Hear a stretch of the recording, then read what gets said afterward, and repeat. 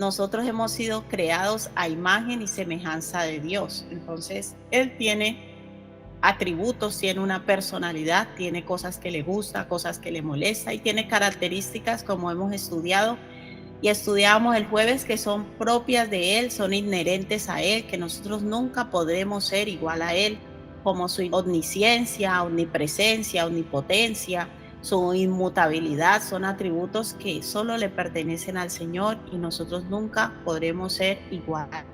Por eso debemos aprender a confiar en Él. El jueves estudiábamos acerca de unos atributos del Señor, que Él es tardo para la ira, es tardo para ir de grande misericordia, que perdona la iniquidad y la rebelión, pero que nunca tendrá por inocente al culpable. Y estudiamos la vida de David, como David, aunque era el rey de Israel, ungido por el Señor, escogido por el Señor, Dios no lo tuvo por inocente cuando cometió un acto bastante grave.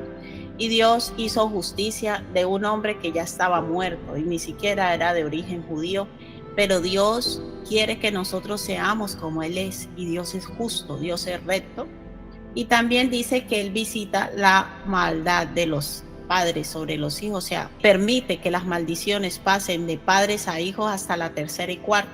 Pero hoy vamos a estudiar un atributo muy importante del Señor, y es que Dios es fiel, Dios es leal.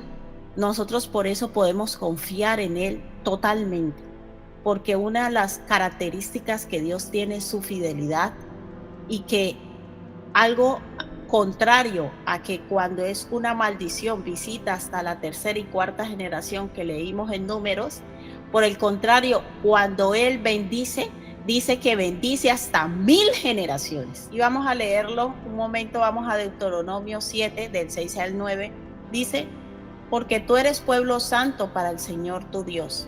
El Señor tu Dios te ha escogido para ser un pueblo especial más que todos los pueblos que están sobre la tierra. O sea, los que somos hijos de Dios no somos igual que el resto del mundo, somos un pueblo especial, somos su especial tesoro. O sea que Dios con nosotros tiene un trato especial. Sobre nosotros llegan unas bendiciones que no va a llegar sobre una persona que no conoce a Dios. O sea, Dios no nos va a permitir a nosotros que hagamos lo malo igual que las otras naciones, pero tampoco va a permitir que a nosotros nos hagan lo malo igual que a otros que no conocen al Señor. Entonces el Señor les decía allí: porque tú eres un pueblo santo para el Señor, a la nación de Israel. Era esta palabra, para el Señor tu Dios. El Señor tu Dios te ha escogido para hacerle un pueblo especial más que todos los pueblos que están sobre la tierra. No por ser vosotros más que todos los pueblos os ha querido el Señor y os ha escogido, pues vosotros erais el más insignificante de todos los pueblos, sino por cuanto el Señor os amó. Vuelve la palabra amor. ¿Por qué Dios nos escoge? Porque seamos los más inteligentes, porque seamos los más ricos, porque seamos los más fashion, porque no. Dios siempre, cuando escoge a alguien, lo escoge por amor. Y esa misma palabra se lo dijo a la nación de Israel y se lo está diciendo aquí claramente. Dijo: yo no los escogí porque ustedes fueran mejores que las otras naciones.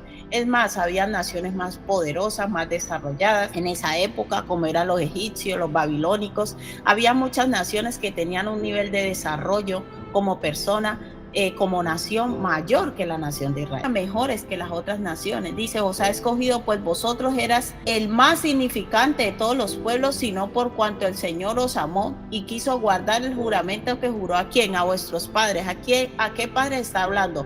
Abraham, Isaac y Jacob. O sea, les está diciendo Dios: yo los he guardado, son mi especial tesoro. ¿Por qué? Porque hay un pacto que yo establecí con alguien. Y dice: os ha sacado el Señor con manos poderosas y ha rescatado de la servidumbre de la mano de Faraón, rey de Egipto. Recuerde que cuando la nación de Israel, en esa época no era nación como tal, pero el pueblo de Israel entra a Egipto, eran 70 personas. Cuando salen eran multitudes. Entonces el Señor les recuerda por qué ellos llegaron a ser la nación que eran. Y dice: es rescatado de servidumbre de la mano de Faraón, rey de Egipto. Conoce pues que el Señor aquí describe en este versículo, describe un atributo muy importante de Dios. Dice: conoce pues que el Señor tu Dios es Dios que fiel. Un atributo de Dios que Dios quiere que nosotros le imitemos. Dios es que fiel. Y vamos a estudiar ahora qué significa alguien fiel. Dice que guarda el pacto y la misericordia a los que le aman y guarda sus mandamientos. ¿A quién Dios le guardó el pacto y le guardó la misericordia a Abraham? Esa nación ahora era multitud. ¿Por qué? Por una promesa, por un pacto que él había establecido como un hombre. Entonces Dios no dijo, no, pues ya murió el Abraham, ya murió el Isaac, ya murió el Jacob, a mí me da igual eso. No, no, no. El Señor es fiel y dijo, yo le hice una promesa a Abraham, que él sería padre de muchedumbre de gente. Yo le hice una promesa a Abraham, que yo haría de él una nación grande, y aunque Abraham ya esté muerto, yo lo cumplo. Hermanos, la bendición de Dios es lo más grande que le puede pasar a un ser humano, porque es una bendición que tiene una garantía eterna, no temporal. Los seres humanos, tú por mucho que trabajes, vas a tener un sueldo, vas a vivir en este mundo, igual montas una empresa, una gran empresa, pero a muchas personas les ha pasado, les va bien, pero no tienen quien en su generación continúe esa empresa o la dejan a alguien en su generación y esa persona derrocha todo el trabajo que tú hiciste. Hermanos, por mucho que nosotros trabajemos aquí en la tierra, los que muy bien le va duran 100 años. Pero la garantía de Dios es que la bendición de Él sobre nuestras vidas trasciende sobre nuestra descendencia, trasciende sobre nuestras generaciones. Y cuando Él nos promete bendecirnos y darnos algo, esa bendición no es solo para nosotros. Iglesia, trasciende sobre generaciones. Nunca pensemos que Dios, ay, Dios no me bendice solo para que yo tenga una casa, para que yo tenga un coche, para que yo viva en esa. No, Dios nos bendice para bendecir a nuestra descendencia juntamente. Por eso cuando Dios viene y nos propone un pacto, eso es lo más hermoso que nos puede pasar.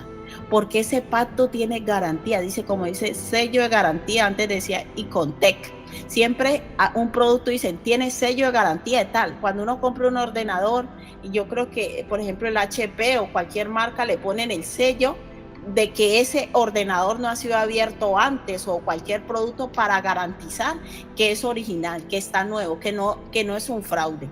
Pues cuando Dios pacta con nosotros y cuando Dios viene a nuestras vidas y nos da una bendición, esa bendición tiene la garantía que es una bendición eterna.